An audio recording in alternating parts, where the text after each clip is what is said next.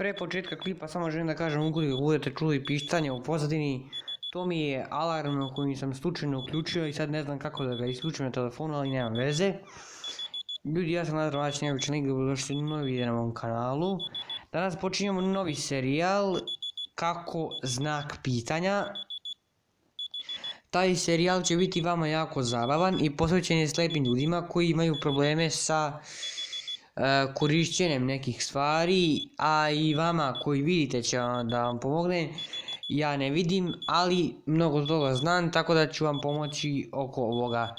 I prva tema, iako je ovaj trebao serija da bude oko tehnologije, prva tema će nam biti kako napraviti pištolj igračku, ali ne onaj baš plastičan, nego onaj skroz drugačiji. I sada ću vam objasniti kako. Naš najpoznatiji i najpametniji naučnik Nikola Tesla napisao je knjigu Moji izumi.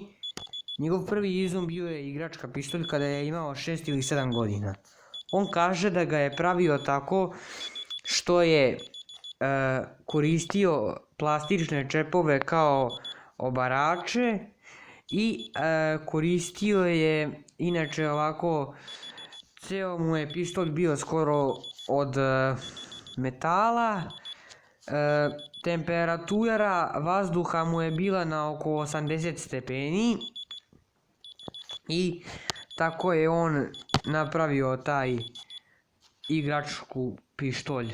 Tako da kaže, znači koristio je čepove, u većinom je koristio metal i temperatura vazduha je bila na oko 80 stepeni. Tako da eto.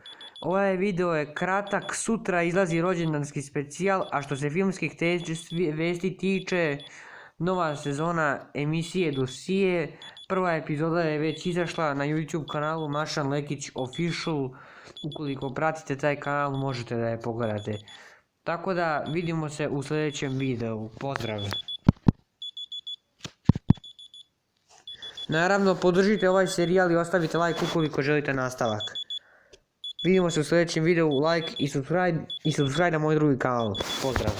I ukoliko želite pozdrav u videima, subscribeujte se na moj drugi kanal, tako da pozdrav!